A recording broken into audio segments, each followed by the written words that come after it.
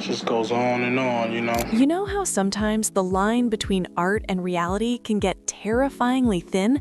For the cast of Boyz n the Hood, it was practically invisible.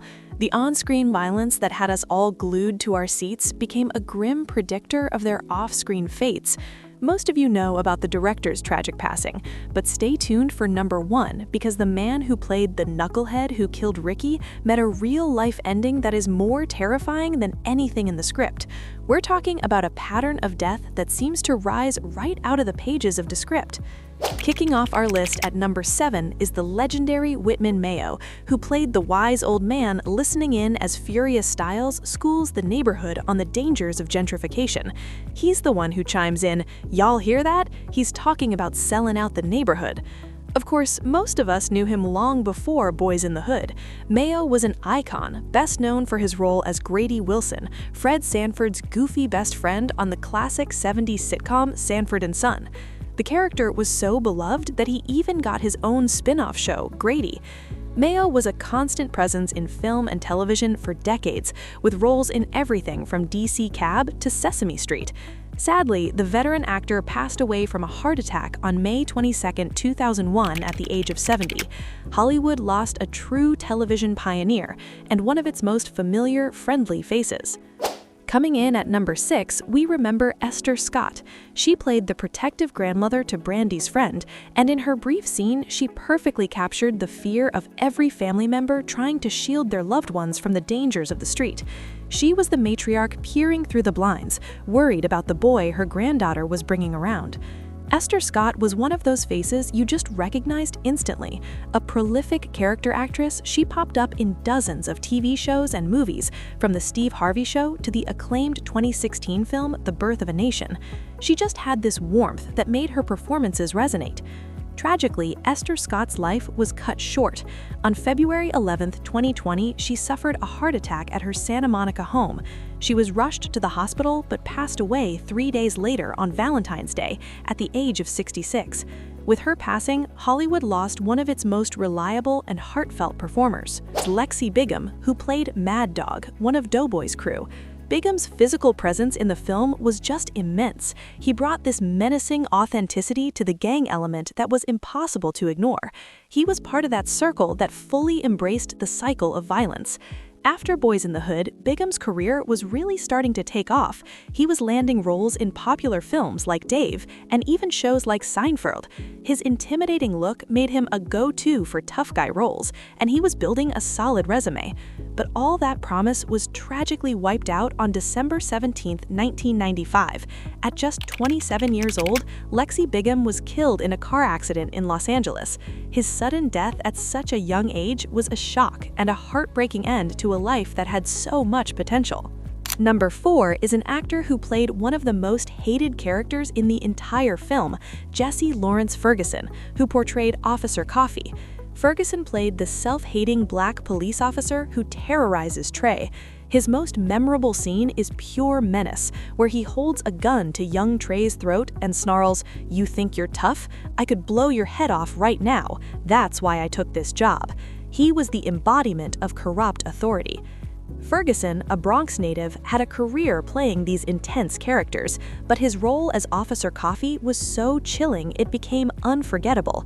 In a strange twist of fate, Ferguson's death came just days before John Singleton's. On April 28, 2019, his son found him dead at his home in Palmdale, California. He was 77 years old. His death was ruled to be from natural causes, but the tragic irony of him passing so close to Singleton linked them in death, just as they had been linked by this iconic film. The stories of these actors are a powerful testament to the enduring legacy of Boyz n the Hood.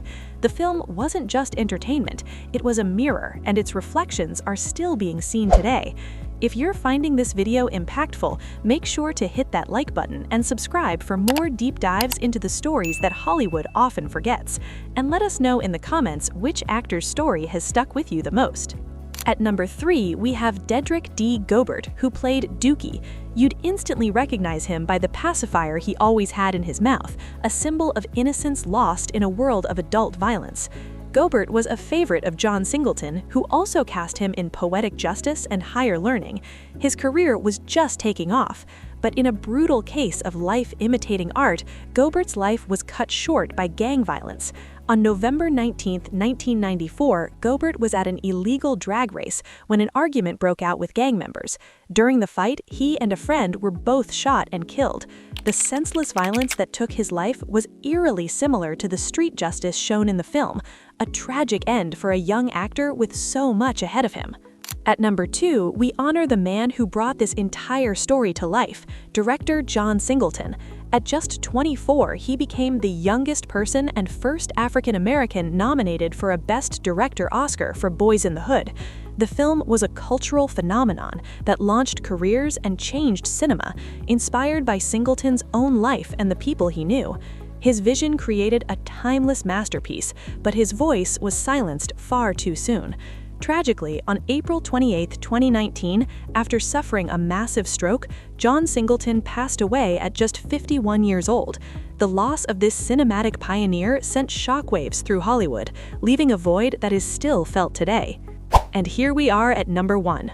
The story of Boyz n the Hood is filled with tragedy, but this story stands out as the most chilling of them all.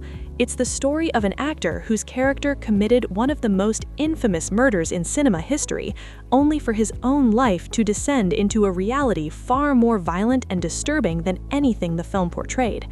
The most shocking and tragic story of them all is that of Lloyd Avery.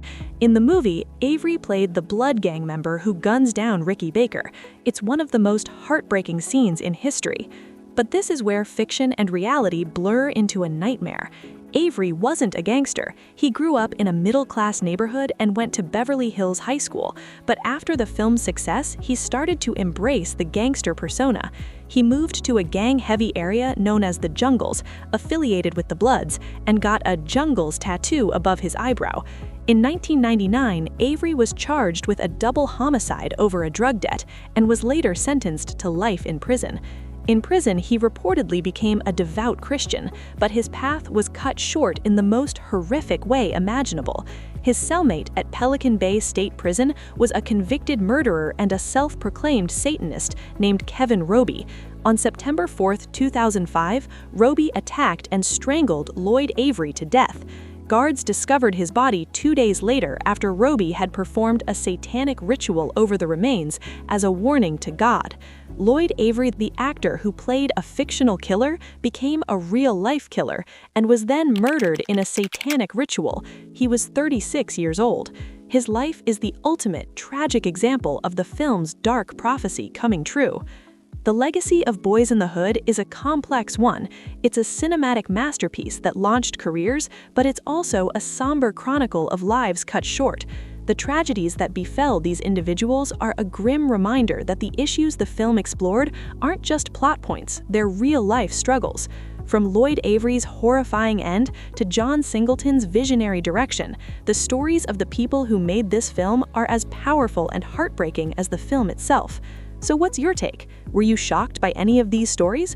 Drop your thoughts in the comments below, and if you enjoyed this deep dive, hit that subscribe button. Thanks for watching.